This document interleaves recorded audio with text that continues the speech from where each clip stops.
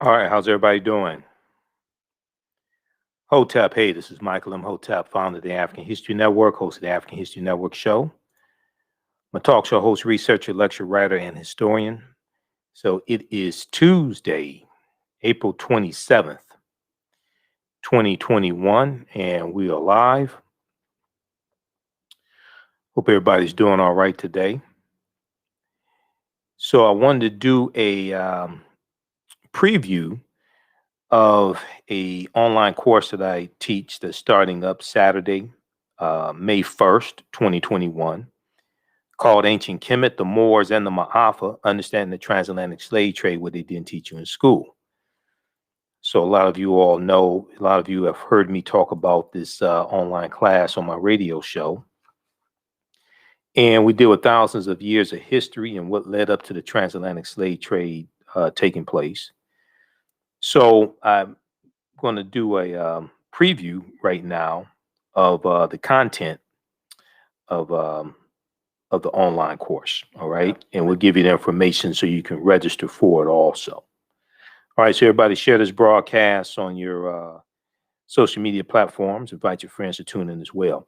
So this is a 9-week, 18-hour online course that I teach.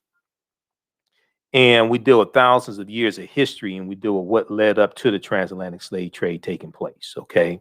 So I do a PowerPoint presentation. We have book references, articles, video clips.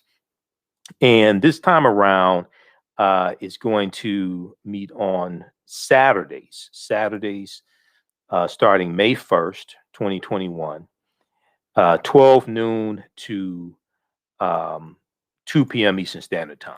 Okay. Ancient Kemet, the Moors, and the Maafa, Understanding the Transatlantic Slave Trade, what they didn't teach you in school. So this is a preview of this online course. So I want to bring up the PowerPoint presentation here. And I just finished teaching the class. We did it on Tuesdays, and it started in February for African American History Month. Okay. And this one here that starts up Saturday, May 1st.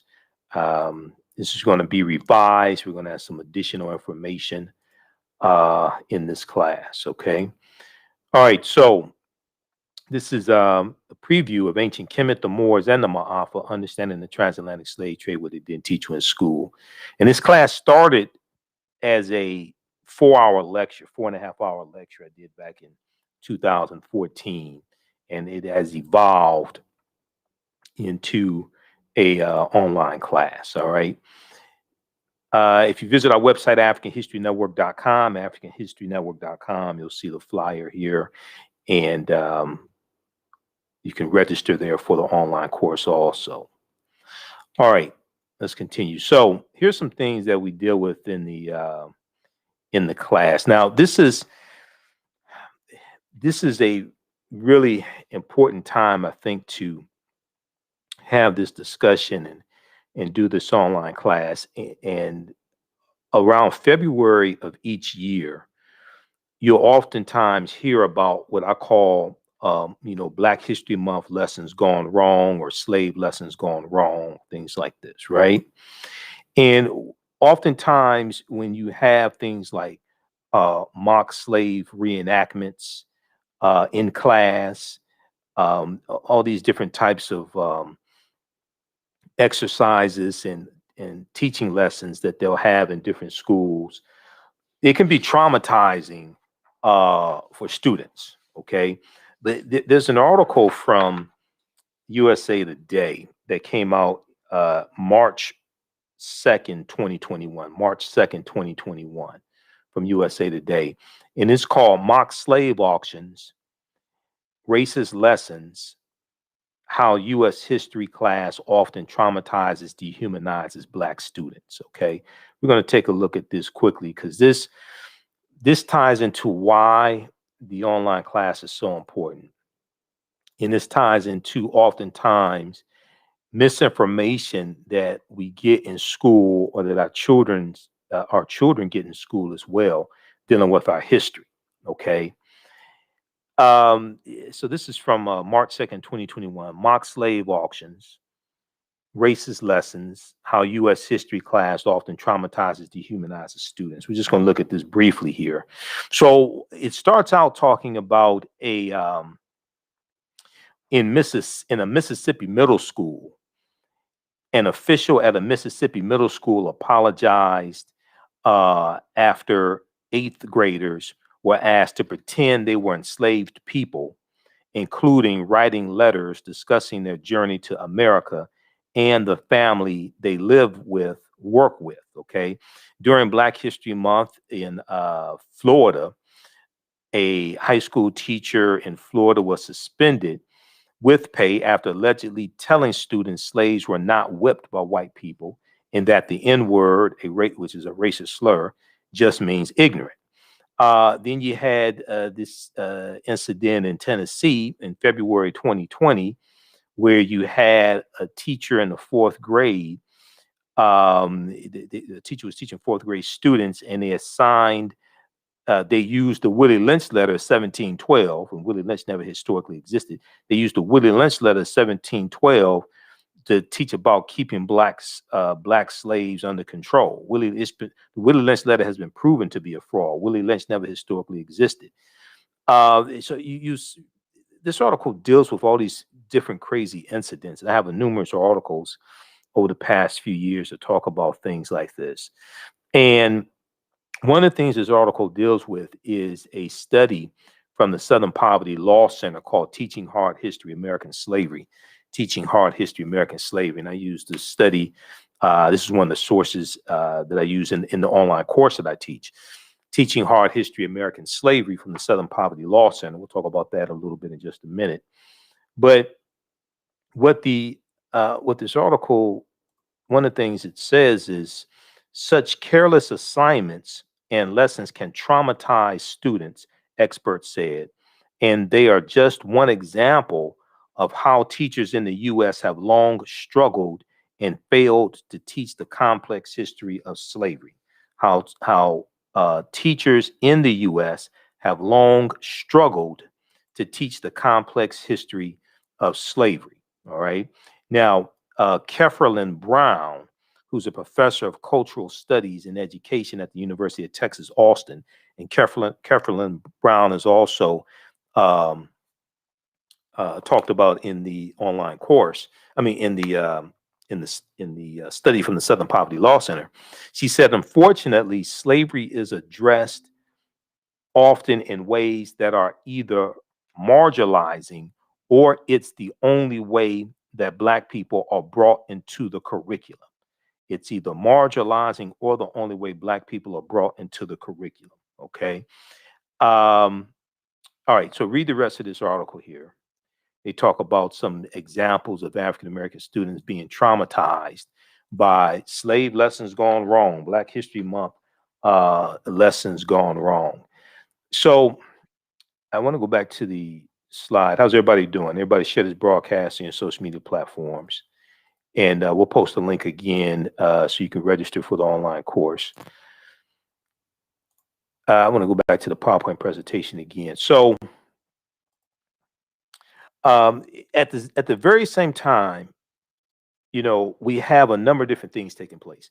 We have an attack on African American history and African history. We have some Republican states that are trying to control in the state legislature what can be taught regarding um, history, what can be taught regarding slavery, social justice, things like this. There was an article from USA Today. Republican state lawmakers want to punish schools that teach the 1619 Project. So the 1619 Project from the New York Times. Now, you've heard me talk about the 1619 Project before. The 1619 Project does have some flaws in it. It's much better than the 1776 Project. Okay, it's much better than the 1776 Project, the commission that Donald Trump commissioned, and then they put out the 1619. They put out the 1776 report at WhiteHouse.gov. Luckily, Joe Biden took that nonsense down. Okay, but you have this fight taking place in the state legislatures attacking African American history, African history. If we look at this article here from USA Today, and also news1.com has one that's similar. Republican state lawmakers want to punish schools that teach the 1619 Project. Okay, so it talks about how lawmakers in several state houses this year in 2021 want to stop lesson plans that focus on the centrality of slavery to American history as presented in the New York Times 1619 Project, previewing new battles in states over control of civics education. Okay, previewing new battles in states over control of civics education. Republican lawmakers in Arkansas, Iowa, Mississippi, Missouri, and South Dakota filed bills in January of 2021. If enacted, these bills would cut funding to K through 12 schools and colleges that provide lessons derived from the award-winning project known as the 1619 Project. The South Dakota bill has since been withdrawn. Now, some historians say the bills are part of a larger effort by Republicans, including former President Donald Trump, to glorify a more white and patriarchal view of American history that downplays the ugly legacy of slavery and the contributions of African Americans, Native Americans, women, and others to the nation's founding. Okay, so this is what's taking place. All right, and there's a concerted effort, especially surrounding the 400th year anniversary of 1619, and then we see a greater push, and even greater push now, and more momentum behind reparations. We see a concerted effort to try to suppress teaching this history in school. Okay, so this is what's taking place, and we see Republicans attacking us at the state legislature level. We saw Donald Trump attacking us at the federal level from the White House with the 1776 Project, for just one example, the 1776 Project. All right, I want to go back to the PowerPoint presentation here. Okay, so here's the cover of the study I was talking about: Teaching Hard History, American Slavery. Teaching Hard History, American Slavery, from the Southern Poverty Law Center. And I found out about this study. There was an article from theatlantic.com. Okay, this is from I think it was 2018 or 2019, but it's called "What Kids Are Really Learning About Slavery." What kids are really learning about slavery? A new report finds that the topic is often sentimentalized, is often mistaught, and often sentimentalized, and students are alarmingly misinformed as a result. Students are alarmingly misinformed as a result. Okay. Now, the reason why this type of information is so important is because the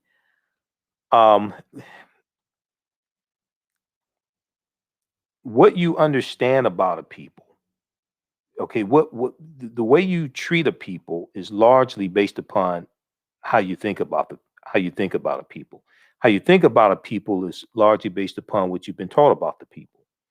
What you've been taught about a group of people is largely based upon what you've read, seen, and heard about the people. Okay. And how people understand history influences the policies they support, the laws they support, who they elect into office, etc. This has wide-ranging impact. What happens when people are operating based upon a lie, when they think that the Confederacy was something that was good? Okay, when they think when they embrace the Confederate battle flags or the Confederate flags of the Confederacy, and these were traitors to the Union. Okay, what happens when they have monuments erected to the Confederacy, and these were people who took up arms to maintain slavery and they were trying to overthrow the government. All right. I'm not talking about January 6th overthrow the government. I'm talking about back during the Civil War. Okay. January 6th, yeah, that was an insurrection. They're operating based upon misinformation as well.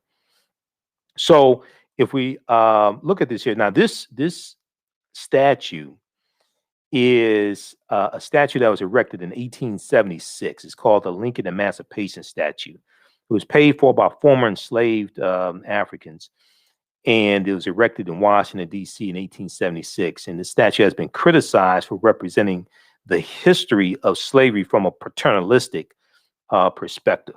But very quickly here, if we look at some information that is in the study.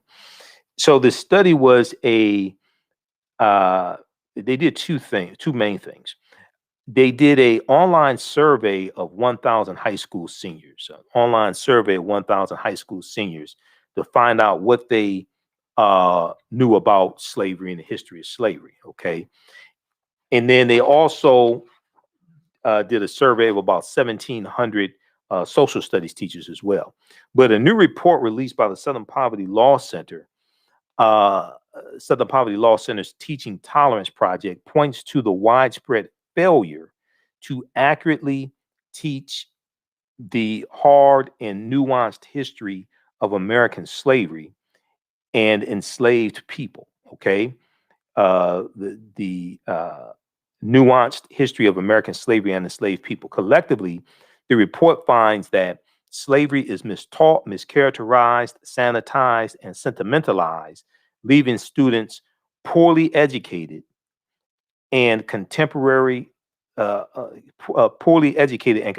issues of race and racism misunderstood.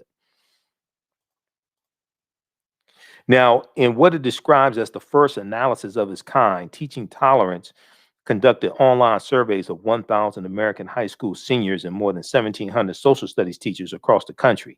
The group also reviewed 10 commonly used U.S. history textbooks, and it examined 15 sets of state standards to assess what students know, what educators teach, and what publishers include, and what standards are required vis-a-vis slavery. And here are some of their findings. Their findings are pretty disturbing. Among 12th graders, they found that only 8% of 12th graders surveyed could identify slavery as the central cause of the Civil War being fought. Only 8% of 12th graders surveyed could identify slavery as the central cause of the Civil War being fought. Okay. Now, fewer than 1/3 or 32% correctly named the 13th Amendment, 13th Amendment of 1865, as the formal end to U.S. slavery, with a slightly higher share of 35% choosing the Emancipation Proclamation. So the Emancipation Proclamation of January 1st, 1863, but the Emancipation Proclamation did not free the slaves, did not free the enslaved Africans. It's going to be the 13th Amendment of 1865 that's going to free the slaves. So when you go through and look at this study, you start to realize just how little high school seniors know about the history of slavery. And it probably also means their parents did not teach them either, because it probably means their parents don't know the correct information also. Now, fewer than half, or 46%, identified the Middle Passage as the transport of enslaved Africans across the Atlantic Ocean to North America. You can read this full article. This is from 2018, February 1st, 2018. This was the beginning of African American History Month. What kids are really learning about slavery? What kids are really learning about slavery? And this deals with the study from the Southern Poverty Law Center called Teaching Hard History American Slavery. Now, when we go through and I read I've read a number of different studies over the years that talk about the benefits of our children learning their history, and the children and teenagers grow up to be adults as well. Um, there was a study a few years ago that talked about the positive feelings about blackness improve the academic performance of Black girls. New studies find that positive feelings about Blackness improve academic performance for Black girls. This was an article from the root.com. It talked about this study conducted by Professor Sharita Butler Barnes at Washington University in St. Louis. Believing that Black is beautiful, believing that Black is beautiful, an important mantra of self acceptance and self love, could pay major dividends in school. An article in the Journal of Blacks in Higher Education focuses on a new study from Professor Sharita Butler Barnes at Washington University in St. Louis, which finds that young Black women with strong racial identity, young Black women with strong racial identity are more likely to be academically engaged, curious, and persistent. More likely to be academically engaged, curious, and persistent.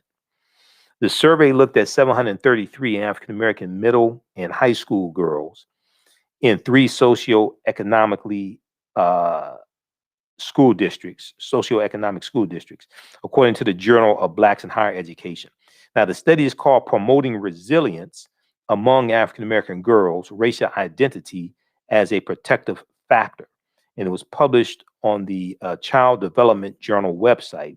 And the study found that feeling positive about being Black, along with feeling supported by their schools, correlated with the girls' greater academic motivation. Okay, feeling supported, being feeling positive about being Black, along with feeling supported by their schools, correlated with the girls' greater academic motivation. Researchers also found that feeling good about your racial identity could act as a buffer for students in hostile or negative academic environments. Okay, um, so check out this article from the root.com. New studies find that positive feelings about Blackness improve academic performance for Black girls. They went on to say persons of color who have an unhealthy racial identity, persons of color who have unhealthy racial identity beliefs tend to perform lower in school and have more symptoms of depression. We found that feeling positive about being Black and feeling support and belonging at school may be especially important for African American girls, classroom engagement, and curiosity. Feeling connected to the school may also work together with racial identity attitudes to improve academic outcomes. All right, so if we look at some of the things that we cover in this 9-week online course that I teach, called Ancient Kemet, the Moors, and the Maafa, Understanding the Transatlantic Slave Trade, what they didn't teach you in school. Once again, it's a PowerPoint presentation. These are some of the slides. You're going to see some of the slides I use in the class. We have book references, articles. There's about 50 articles that I reference. It's going to be about 60 now because I'm going to reference some new archaeological discoveries that had just happened in like the last month or so. But we deal with things like, what was the transatlantic slave trade? What were some of the events that led up to the transatlantic slave trade starting? Because I try to deal with all these historical events, try to deal with it chronologically and take you throughout history. Okay, deal with thousands of years of history and take you to what leads up to the transatlantic slave trade taking place, so we can understand cause and effect. What were some of the events that led up to the transatlantic slave trade starting? What role did Christopher Columbus play? Columbus is crucial, essential to the spread of slavery. Okay, Columbus and his four voyages starting August 3rd, 1492, when he set sail on the Nina, Nepenthe, and Santa Maria. We know the lands that Columbus is conquering, like Haiti and Puerto Rico and Honduras and Panama, the Bahamas. They're setting up plantations. He's conquering on behalf of the Spanish crown. They're setting up plantations. They are enslaving the native people, decimating the population of native people, extracting gold and silver and different things like this, mineral wealth from the various lands they're conquering, and setting up plantations, especially sugarcane plantations. Okay, so Columbus is crucial for the spread of racism and slavery and capitalism and the exploitation of indigenous people. So we deal with Christopher Columbus and what led up to Columbus setting sail also in 1492. And that gets into the 800-year occupation of Europe by the Africans known as the Moors. When did Africans first come to the U.S. As slaves? Okay, as enslaved Africans. Did Africans sell themselves into slavery? When were African people in America before the transatlantic slave trade? Which is extremely important. And one of the problems is that oftentimes when we deal with this history, we start like, sometimes people think they're starting at the beginning. They'll start in like the mid 15th century, and they'll start like at what they think is the beginning of the transatlantic slave trade. So they'll start in 1441 with the Portuguese going into what today is Mauritania. But you have to understand hundreds of years of history that leads up to this taking place. Okay. And the Europeans were dealing with the African Moors and fighting against the Moors for hundreds of years leading up to 1441. They didn't just that the mid 15th century was not when Europeans first came in contact with African people. No, the Moors had going to the Iberian Peninsula today known as Spain and Portugal in 711 AD. They're taking teachings from ancient Kemet, ancient Egypt into Europe. These teachings are going to bring the Europeans out of the Dark Ages, and it's going to save Europe. And it's going to save Europe to our detriment. Because everything that we taught the Europeans came back to kick us in the behind. And one of the sources I use in the class is the book by Dr. David Imhotep, The First Americans Were Africans, Documented Evidence. He's a friend of mine. I've interviewed him a number of times. The First Americans Were Africans, Documented Evidence. Because what a lot of people don't know, and this is one of the problems with the whole 1619 story, when people think that African people first came to this land August 20th, 1619, even though August 20th, 1619 did happen, and we just talked about that on a show a couple of days ago. Even though 1619 did happen, and it's important to understand that history, African people were in this land we call the United States of America going back tens of thousands of years ago. Okay, these were the Khoisan, and the Khoisan come from Southern Africa and have the oldest DNA on the planet. They're the ancestors to the Ainu and the Twa. They go all around the world, and they come to this land. Okay, we did not first come here conquered by Europeans, shackled in chains. And this is one of the problems with the way the history is taught. We teach our children that we first came to this land conquered by Europeans and shackled in chains. Even though the transatlantic slave trade did happen, I'm not saying it did not happen. I'm saying we have to understand like 50,000 years before it happened and understand that history. Okay, so we deal with the 800-year occupation of Europe by the Africans known as the Moors, shocking archaeological discoveries that are causing experts to rethink everything. And these archaeological discoveries are taking place like every week, every other week. If you read National Geographic, Washington Post, New York Times, they all have articles dealing with all these shocking archaeological discoveries. We look at, there was a lost city a lost city in Egypt that was just discovered that dates back about 3,000 years ago. Okay, the lost city of Egypt. And we talked about that on my radio show. Um, actually this article right here from NBC News talks about it. You can find some of these articles in like mainstream media sources. They'll talk about these archaeological discoveries. Um, if we look at this, we flip over here and look at this article right quick. Inside Egypt's 3,000 years old lost golden city. Inside Egypt's 3,000-year-old lost golden city. Um, this article is from April 10th, 2021. A lost golden city in Egypt dating back 3,400 years has been revealed in what is being called the most uh, important discovery in the country since the tomb of King Tutankhamun in 1922. The city buried under sands near the modern city of Luxor for 3 millennia was uncovered in September 2020 by a team led by Egyptian archaeologist Zahi Hawass and was revealed to the world Thursday. Okay, quote: This is amazing because actually we know a lot about tombs and afterlife, but now we discover a large city to tell us for the first time about the life of the people during the Golden Age.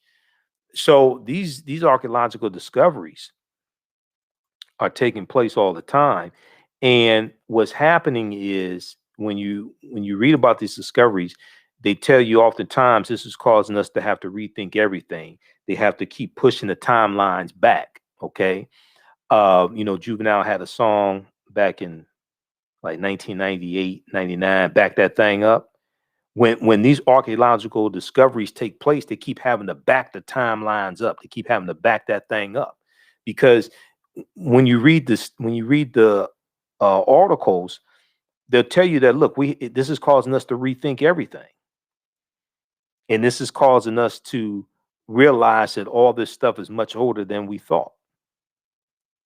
So we'll deal with shocking archaeological discoveries that are causing experts to rethink everything.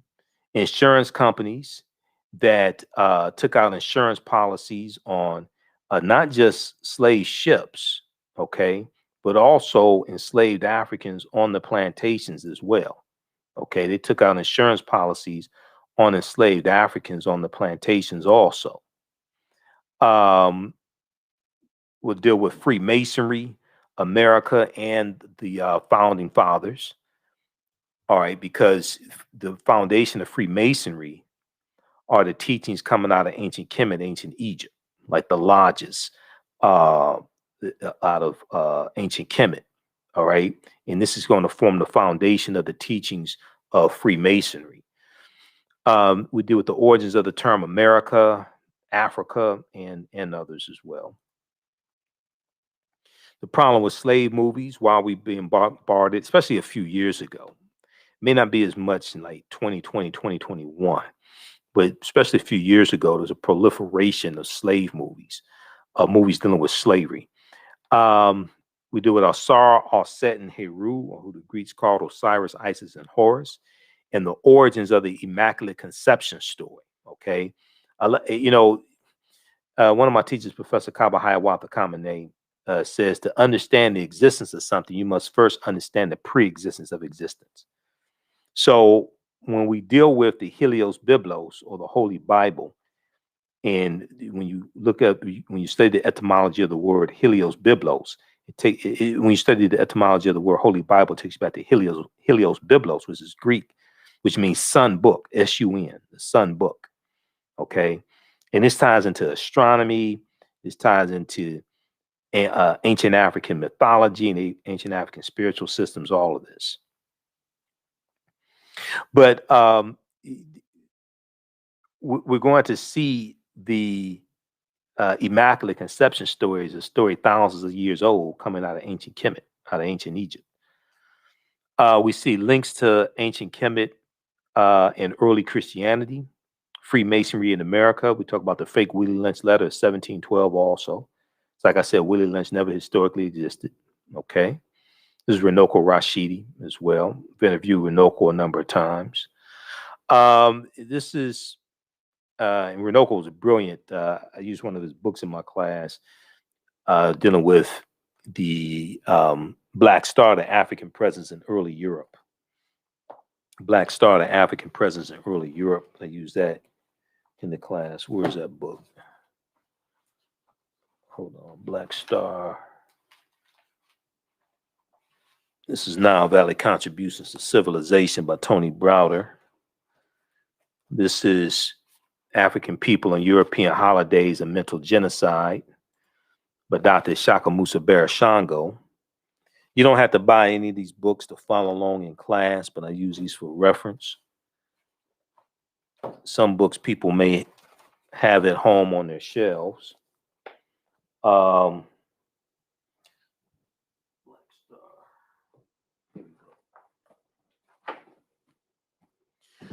Yeah, Black Star, The African Presence in Early Europe by Runoko Rashidi. Also, this deals a lot with the history of the Moors. Also, Golden Age of the Moor, edited by Dr. Ivan Van Sertima. It's another book we use in the class, okay? These are deep, deep books. All right, now, this is Dr. David Imhotep.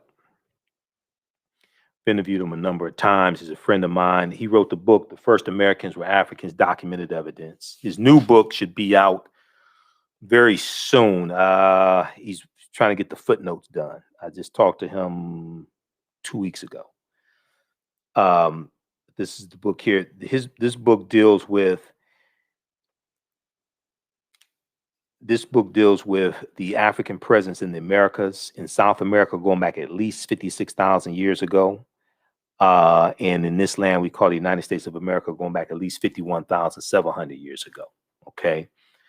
The first Americans were Africans, documented evidence. So his book is backed up by 713 footnotes that thoroughly document an African presence in North, Central, and South America. If we look at this here, page 14 of his book, deals with the discovery that came out of South Carolina, okay, Allendale County, South Carolina, in 2004. Allendale County, South Carolina in 2004, all right? On page 14 of his book, they talk about this evidence of an African presence that dates back at least 51,700 years ago, okay? And this discovery was made by Dr. Albert Goodyear. Dr. Albert Goodyear is an archaeologist at the University of South Carolina. And he discovered, he and his archaeological team, they discovered 13 types of evidence that document an African presence in South Carolina dating back at least 51,700 years ago. They found artifacts, architecture, campsites, carvings, Egyptian writings, footprints in lava, genetic M17D haploid groups dealing with DNA and genetics, linguistics, paintings, skulls, skeletons, structures, and tools. They found 13 different types of evidence thoroughly documenting an African presence in South Carolina dating back at least 51,700 years ago. These were the Khoisan. The Khoisan have the oldest DNA on the planet. Even the Genome Project documented the Khoisan as having the oldest DNA on the planet. And they come from Southern Africa. They spoke in cliques, the click language, and they go all around the world. Okay, these are the short statured people, the short statured Africans. Now, this is an article from ScienceDaily.com. ScienceDaily.com is a scientific website. They have scientific discoveries there. This is an article from November 8th, 2004. November 8th, 2004. This is 17 years ago. The name of this article is New Evidence Puts Man in North America 50,000 Years Ago. New evidence puts man in North America 50,000 years ago. Now, you can go read this article. See, you don't have to believe a word that I say. Proper documentation ends all conversation. You don't have to believe a word that I say. Okay.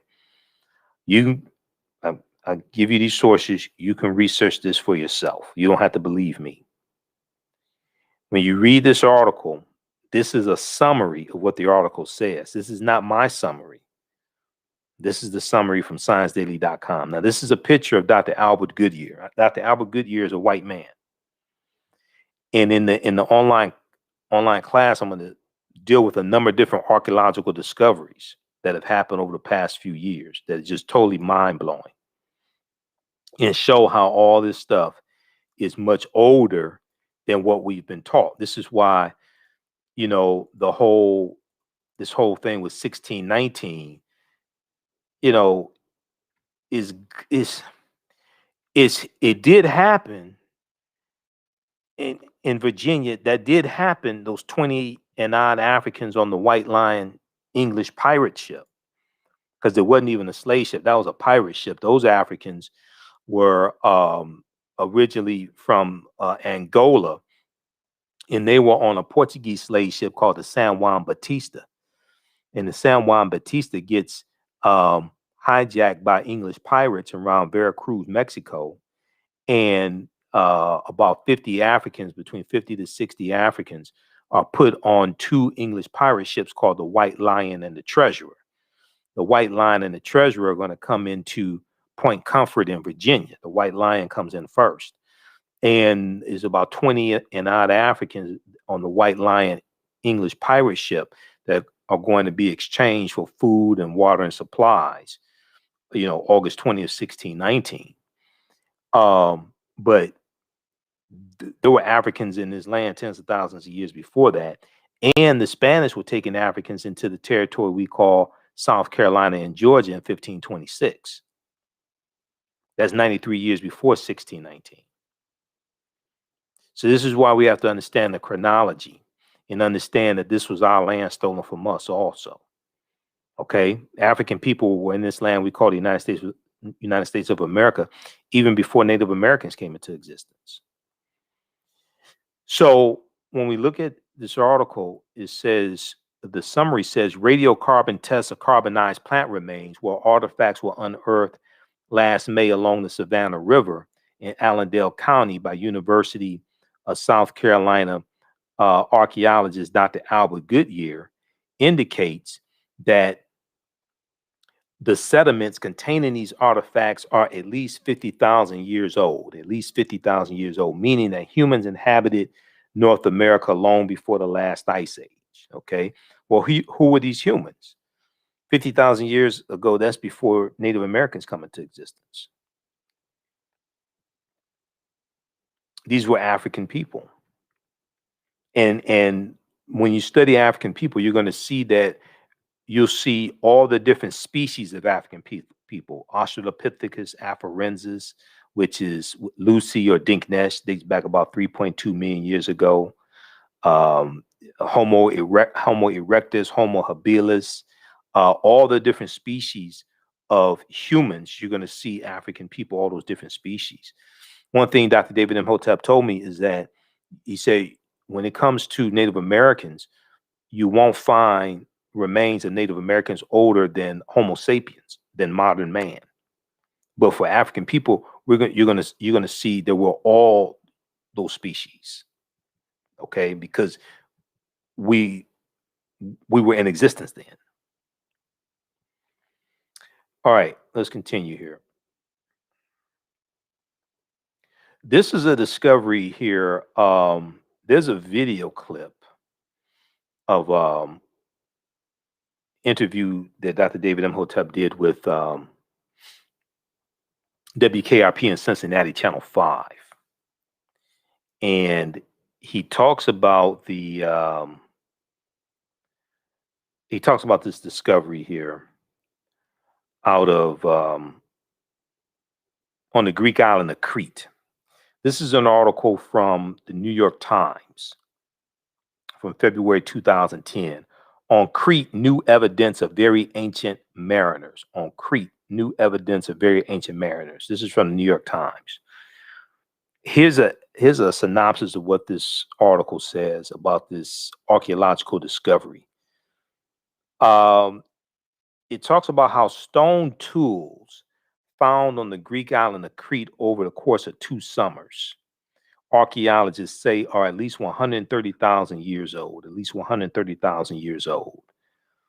which is considered strong evidence for the earliest known seafaring in the Mediterranean and calls for rethinking the maritime capabilities of pre-human cultures.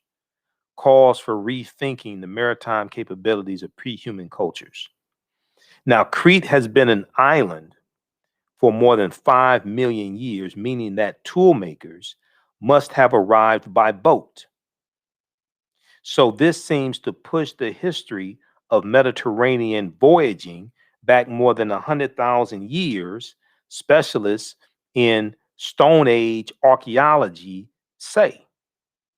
So they're saying, wait a second, we thought that seafaring in the Mediterranean only dated back about 12,000 years or so.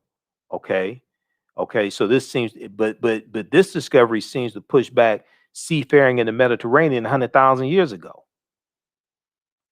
Previous artifact discoveries has shown people reaching Cyprus, a few other Greek islands, and possibly Sardinia no earlier than 10,000, 12,000 years ago. They're saying, wait a second, we had to back that thing up. They're saying, hold on, people were involved in seafaring 100,000 years ago. We're going to have to push the timelines back. We're going to have to rethink this whole thing. Crete has been an island for more than 5 million years.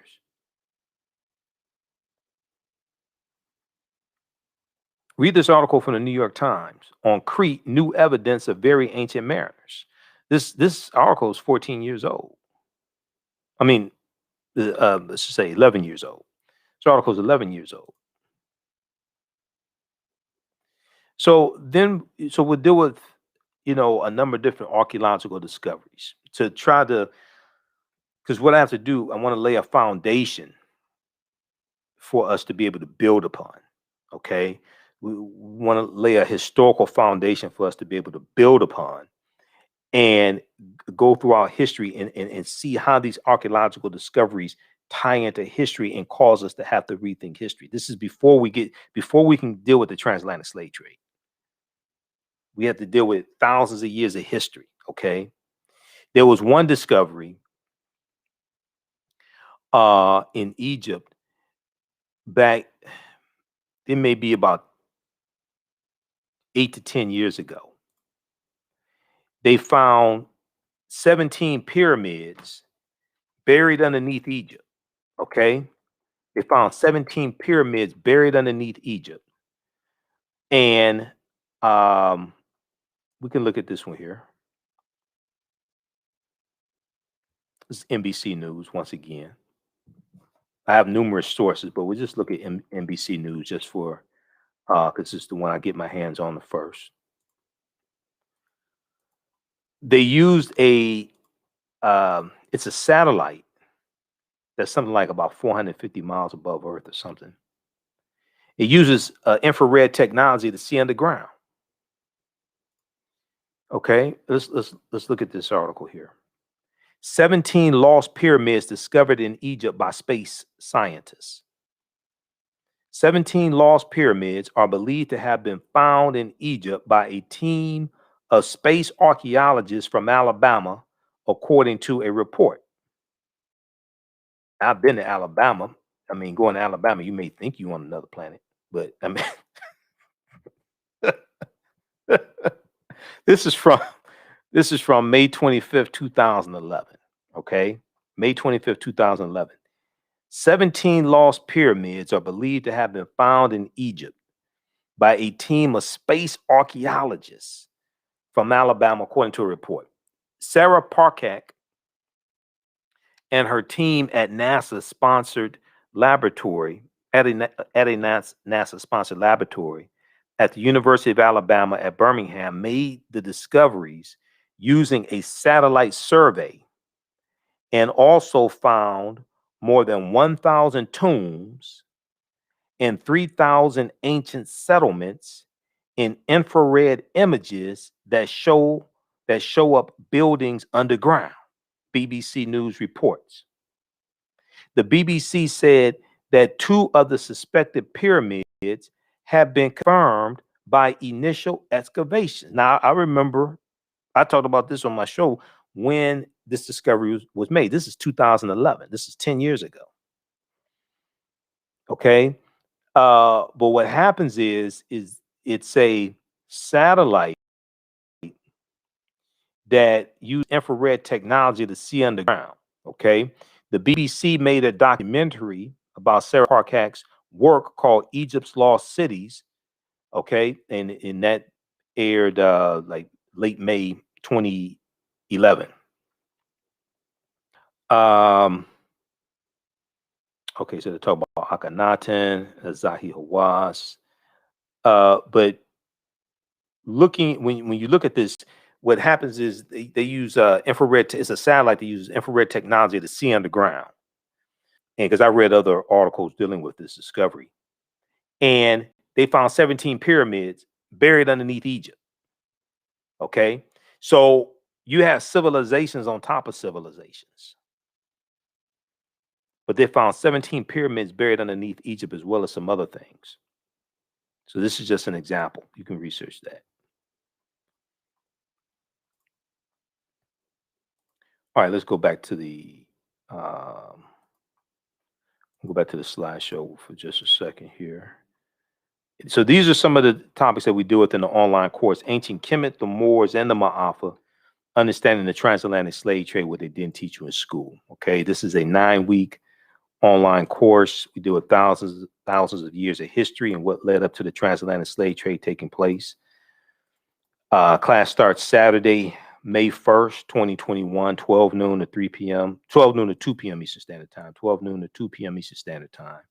We're going to post a link here. You can register for the online course. It's 9 weeks. You can watch from around the world. We do the class live. All the sessions are recorded. You can go back and watch them over and over again. As soon as you register, you can start watching the content from the class that just ended. Okay, I just finished doing a 10-week class, so you can watch that content. And the class is regularly $130. Is on sale $80. We do a PowerPoint presentation, have book references, articles, everything. So it's a ton of information that you're going to get. Let's go back to this here. And then also you can visit our website, AfricanHistoryNetwork.com, AfricanHistoryNetwork.com. We have the information at our website, AfricanHistoryNetwork.com also. Okay.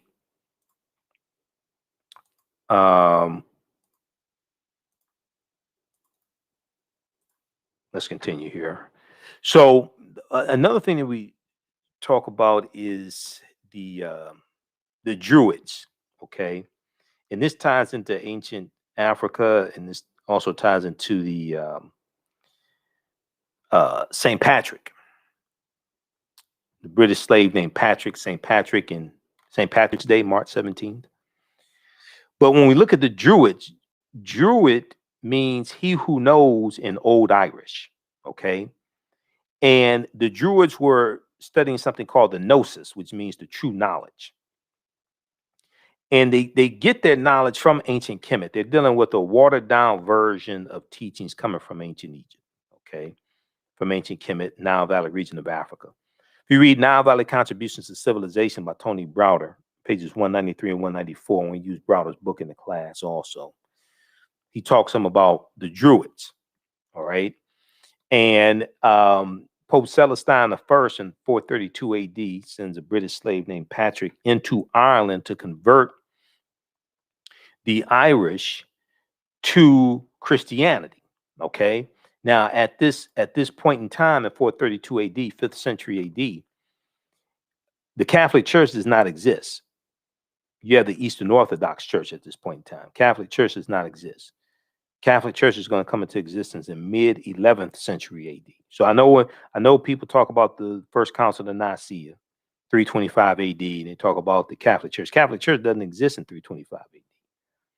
You're dealing with the Eastern Orthodox Church. Okay. That's why you want to really deal with the timelines and understand this chronology of history. But the Druids are dealing with a watered down version of teachings coming from ancient Kemet that are in conflict with Christianity. And Pope Celestine I is sending Patrick in to Ireland to convert the Irish to Christianity. And Patrick and his army, they killed thousands of Druids and forced Christianity on the Irish. Okay. He's also credited with introducing the Latin alphabet into Ireland as well. Now, Christianity was already in Ireland because it was another person, was a bishop, I think, who went into Ireland like a year before. But he gets credited with converting a lot of the Irish to Christianity. Okay, and then the term frigatriskaidekaphobia, that deals with a fear of Friday the 13th, frigatriskaidekaphobia. And Frigga or Freya or Freya was the wife of Odin in Nordic mythology, and Odin was the father of Thor. So when you study the origins of the days of the week, the names of the days of the week, a lot of that ties into Scandinavian mythology. Wednesday was Woden's day or Odin's day. Thursday was Thor's day. Friday is named after Freya or Frigga, depending upon which European language you're talking about. But if Freya or Frigga is the wife of Odin, and this is where Friday comes from. The word Friday comes from Frigga. So frigatriskaidekaphobia means the fear of Friday the 13th. Okay. So like this discovery here, this deals with the lost city, another lost city of Egypt that was swallowed into the sea around 12,000 years ago. This is an article from news.yahoo.com. Sunken Egyptian city reveals 1,200-year-old secrets. This deals with Tanis Heraklion, a lost city of Egypt. This is what they found, some of the artifacts that they found.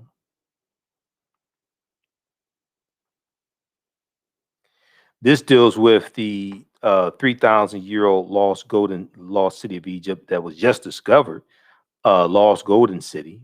Okay, this article is from face-to-faceafrica.com, April 9th, 2021. A look at the 3,000-year-old lost golden city that has just been discovered in Egypt. Okay, so we'll deal with archaeological discoveries. And then we'll look at, when we talk about the transatlantic slave trade, there are four main things that I talk about. We look at the human capital taken out of Africa, but it was more than just human capital that was taken out of Africa. There was also the Africans had intellectual capital. Okay, we were physicians, we were doctors, we were lawyers, we were teachers, we were working with agriculture, we were working with animals. We're blacksmiths, we're working in the skilled trades. We have all different types of skill sets. We're engineers. And this intellectual capital is going to create a massive brain drain on Africa as well. And it's going to benefit the quote unquote new world that they're being taken to. We talk about the natural resources, mineral wealth extracted out of Africa, and also the technology taken out of Africa as well. The ways of doing things, the technology taken out of Africa also. This is Dr. John Henrik Clarke. Dr. John Henrik Clarke said all history is a current event. Everything that's ever happened continues to happen in some shape, form, or fashion. Dr. Wade Nobles, psychologist, he said, power is the ability to define and shape reality and have other people accept your definition of reality as if it were their own. Power coming from the Latin word potere, meaning to be able. And when we deal with this history, it's important to understand what African people lost or what has been greatly suppressed. It's not just the history, it's African culture. Okay, culture deals with your traditions, your spiritual systems, your art, your music, your dance, your folklore, mythology, cosmology. Cosmology deals with understanding the universe as an orderly system, which comes out of a cultural paradigm. It deals with your language, your educational system, it deals with your cosmology, your cosmogony. You have cosmology and cosmogony. Cosmogony deals with understanding the universe, understanding the origins of the universe from your cultural paradigm also. Now, culture acts as an immune system, which keeps foreign elements from coming in and attacking you, as Dr. Marimba Ani, who wrote Yorugu, an African-centered critique of European cultural thought and behavior, correctly teaches us. Culture is the glue or cohesiveness that binds a people together and tells them the only way that they will survive is through self-reliance and working together. And this is why the number one employer of every ethnic group in America are their own people, except for African Americans. Now, this doesn't mean that they don't have government help. They all have help from the government. Okay, politics is the legal distribution of scarce wealth, power, and resources, and the writing of laws, statutes, ordinances, amendments, and treaties, their adoption, interpretation, and enforcement. They all have some type of help from the government. All right, but they use their history and culture to fight for scarce wealth, power, and resources. And the people's history and culture and their language, this helps bind them together. Okay, this helps draw them together. So we've largely been stripped of all of that because of the enslavement process. All right, let's continue. So we'll talk about, we deal with the 800-year occupation of Europe by the Africans known as the Moors, and talk about the Moors losing control of their last stronghold, Granada in Spain, January 2nd, 1492. And this right here is like really, really critical. When we look at Egypt of the West and we deal with Freemasonry and we deal with these teachings coming to this land that we call the United States of America. Okay, I'm not talking about tens of thousands of years ago, but we're talking in the 1600s. So when we look at the Washington Monument is an ancient African symbol called a tekken, an ancient African symbol called a tekken. And we see the tekken in ancient Kemet, and there's still a few there today in Egypt. There's about 12 of them or so in Egypt. But it was a symbol of resurrection coming from the story of Asar, Set, and Heru, okay, who the Greeks called Osiris, Isis, and Horus. All right, how's everybody doing? How you all like this type of information? When we look at Freemasonry, okay, and I reference Egypt on the Potomac by Tony Browder. That's another book that we use in the class. Egypt on the Potomac by Tony Browder. And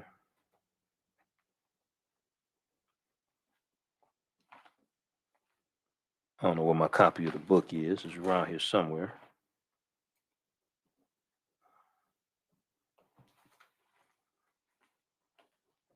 I'm seeing every other book right now. Hold on, where's Egypt on the Potomac?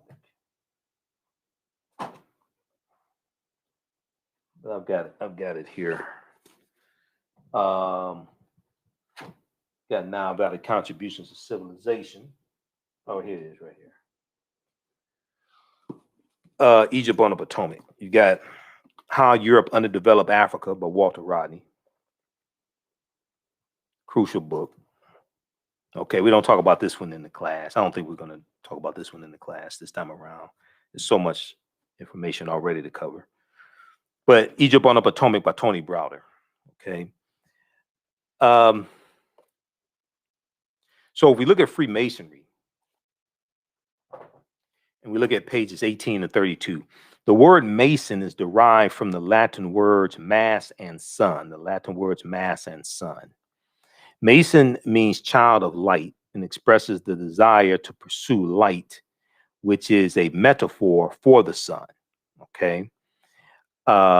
Which symbolizes knowledge. Okay. So throughout history, light was uh, a metaphor for knowledge, okay? And darkness was a metaphor for ignorance, right? Now, the term child of light or sons and daughters of light was first used to identify students who had identified 42 years of study in the temples of ancient Kemet. Many Masonic temples were many Masonic temples were modeled after the temples of ancient Kemet, places where light or knowledge was imparted in a series of steps or degrees. In a series of steps or degrees. So when you go to a institution of higher learning or a liberal arts college and you get your credentials, in a series of degrees. Okay, bachelor's degree, associate's degree, bachelor's degree, master's degree, PhD, etc. Okay, this is where this concept comes from. Then when you read, and I just saw the book. Okay, um, by George G.M. Stolen Legacy by George G.M. James. He talks about the uh, the seven liberal arts. And he talks about the trivium and the quadrivium. Okay, and he talks about the rhetoric and the logic and things like this, the seven liberal arts. All this goes back to the Nile Valley region of Africa. This is where all this comes from. So 50 of the 56 signers of the Declaration of Independence were Freemasons. 13 of the 39 signers of the U.S. Constitution were Freemasons. 4 of the first 5 presidents were Freemasons as well. You read page 18 of Egypt on the Potomac. Browder breaks this down, but they're dealing with a watered down version, once again, of teachings coming from ancient Kemet. But what happens is the Moors are taking these teachings into Europe, and you're going to have a group that's going to be known as the Knights Templar that are going to be formed in 1118 AD during the Second Crusades. 1118 AD, the Knights Templar. The Knights Templar are studying the teachings from the Moors. These Africans, they're studying these teachings because when the Moors go into Europe, 85, 90% of Europeans are illiterate. And these teachings are going to bring Europe out of the Dark Ages. The next stage that Europe is going to go into the early 1500s is called the Renaissance era. The Renaissance era. And the Renaissance era means it deals with the era of enlightenment, light, Light, enlightenment. They're coming out of the Dark Ages, darkness meaning ignorance, and they're going into the Renaissance age of enlightenment, light meaning knowledge.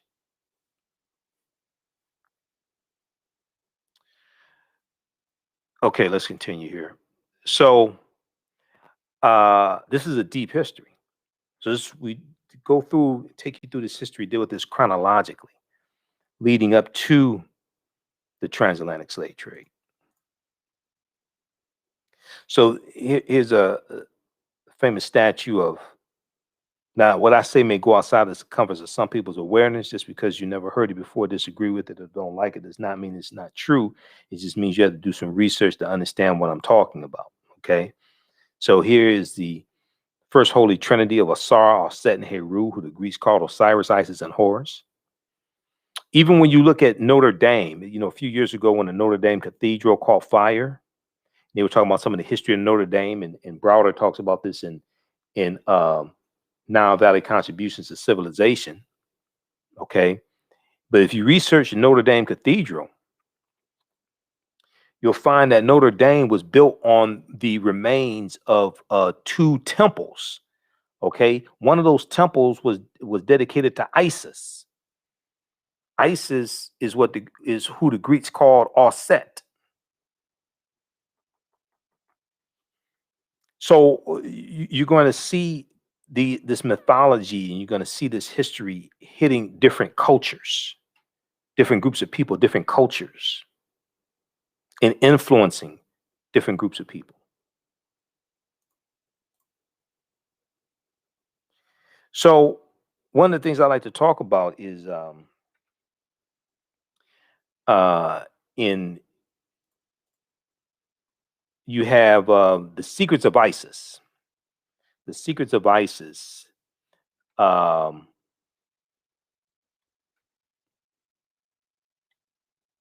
you have the live action show came on Saturday morning called The Secrets of Isis. And The Secrets of Isis was the superhero Isis from DC Comics. And when you watch the show, and I saw it a few years ago on Hulu, when you watch the show, it talked about how Isis got her powers from ancient Egypt. And they talk about the daughters of Hathor and all this stuff. You watch the beginning of it, man. They talk about all this ancient Egyptian stuff in the TV show. Now, watching it in the 70s, I used to watch this show in the 70s when it came on. It used to be the Shazam and Isis hour. The Shazam and Isis hour on Saturday mornings, CBS, 11 a.m. Eastern Standard Time. The Shazam and Isis hour. I still have comic books from like the 70s that in the comic books they would advertise all these shows for Saturday morning. This before we didn't have the comedy. We didn't have like the cartoon channel, all that stuff. We didn't have that. Okay, so Saturday morning, that's when all the cartoons came on. Okay, and all the new cartoons, the Super Friends, and you know, all the cartoons that we watched back then, Mighty Mouse, or whatever the hell it was, right? So the Shazam and Isis Hour was a live action show, and they had this white woman who was Isis, and she had all these superpowers. But at the time, we didn't know that she was a copy of an African woman out of you know ancient Kemetic mythology. This is where they were getting it from, and we're sitting there mesmerized, and you got this have attractive white woman doing all this supernatural stuff, and they were getting it from our culture. So from the statue that you see here, this is all set with the baby Heru. Okay, and Heru was born of a virgin birth on December 25th to the virgin all set. And from the story of Asar, Osset, and Heru, you get the Black Madonna and Child, which Europeans are worshiping for hundreds of years throughout Europe, and you still have statues of the Black Madonna and Child right now in like Poland and Italy and Czechoslovakia and Russia. They were worshiping African people. Then you have to wonder what the hell happened. They, to be honest with you, if we look at how African American women are treated today, especially in negative corporate control hip hop. I mean, hundreds of years ago, Europeans they were idolizing African people. Hundreds of years ago, when you have the worship of the Black Madonna and Child, things like this. I mean, Europeans were idolizing African people. You have to ask what happened. Then you get the decolorized version. Okay, because see, as Europeans are coming out of the Dark Ages, and as you have a rise in European powers and they're conquering people's land, and you have a rise in European powers, then you have a a rise in the European phenotype. As you go into the early 1500s, things like this, you have a rise in the European phenotype, and what's going to take place is a lot of these different traditional figures and mythological characters, etc. A lot of these are going to be reinterpreted as European figures. So Hercules was African. Hercules gets reinterpreted as European. You had the Black Madonna and Child, okay, and this gets reinterpreted as European. Um, you have Michelangelo painting the Sistine Chapel, okay, in the early 1500s, and he uses his relatives as the model for Adam and Eve, okay, and he uses and he depicts God as being a European. Okay, so you go. What happens is you have a rise in the European powers coming out of the Dark Ages. You're going to have a rise in the European phenotype.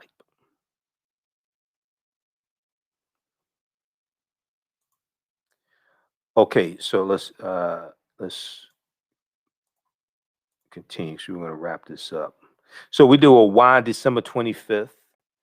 Why Christmas is celebrated on December 25th? Because nowhere now this may go outside the circumference of some people's awareness. Just because you never heard it before or disagree with it does not mean it's not true. Just means you have to do some research to understand what I'm talking about. Nowhere in the biblical text does it mention the celebration of Christmas. Nowhere in the biblical text does it mention that Jesus the Christ was born on December 25th. And also the letter J wasn't created till the year 1630 AD. So when you look up the word Jesus in the dictionary, it takes you back to Yeshua, which is Hebrew, because the letter J is derived from the letter I, and the letter J didn't exist in first, second century AD. The letter J didn't exist. But and also the celebration of Christmas didn't exist either. The word Christmas that comes into existence in about mid 11th century AD also.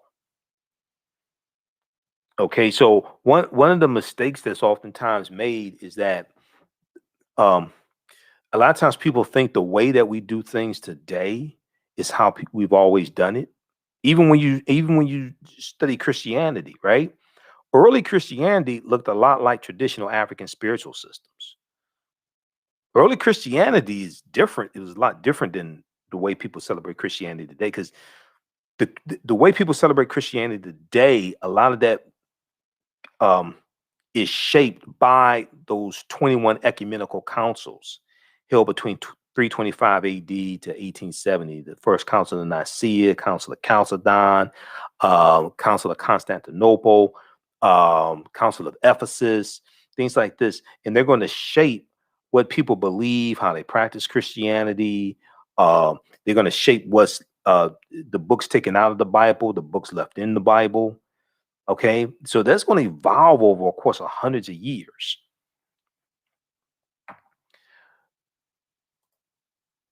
Okay, so we deal with why Christmas is celebrated on December 25th. This ties into all this history in astronomy and the winter solstice and ancient Kemet, ancient Africa, things like this. So we do a ton of history in this class. All right. This is Dr. Carter G. Woodson as well, who wrote The Miseducation of the Negro and uh, co-founder of the Association for the Study of Negro Life and History, September 9th, 1915, creator of Negro History Week in 1926, okay, which became Black History Month in 1976 and is now African American History Month. All right, so this is just a brief overview of the 9-week, 18-hour online course that I teach called Ancient Kemet, the Moors, and the Maafa, Understanding the Transatlantic Slave Trade, what they didn't teach you in school. Okay.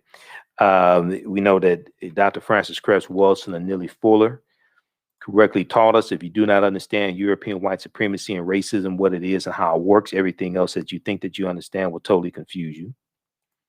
Everything else that you think that you understand will totally confuse you. And I knew Dr. Wilson. I interviewed the sister 3 times on my radio show. So that was a brilliant sister right there. And then here's a famous book, The ISIS Papers, The Keys to the Colors. One of my teachers, Dr. Leonard Jeffries, and my other teacher, Professor James Small. Okay, they're good friends. But Dr. J and Professor James Small, when they teach, they talk about the pyramid principle. And here we see Herr Imhotep, or the Sphinx in the Pyramid of Khafre at Giza. And they talk about the pyramid principle. So a pyramid has 3 sides, and the foundation is African history and culture. Okay, this gives us our VIPs, our values, our interests, and our principles. African history and culture gives us our VIPs, our values, our interests, and our principles. This gives us a cultural paradigm that we see reality through. And our values, our interests, and our principles, this influences 2 sides of the pyramid, economic empowerment and political empowerment. Okay. So this is why this information is so important. This influences our economic empowerment, how we engage in economics, and influences our political empowerment and our understanding of politics. And understanding that politics is the legal distribution of scarce wealth, power, and resources, and the writing of laws, statutes, ordinances, amendments, and treaties, their adoption, interpretation, and enforcement. We have to have a synthesis of all 3 of these. It's not just African history and culture. It's understanding the economic empowerment, especially the concept of the cooperatives and cooperative economics. Okay, so we have to have a synthesis of all 3 of these. And Dr. Leonard Jeffries correctly teaches us whoever controls the images controls your self-esteem, your self-respect, and self-development. Whoever controls the history controls the vision.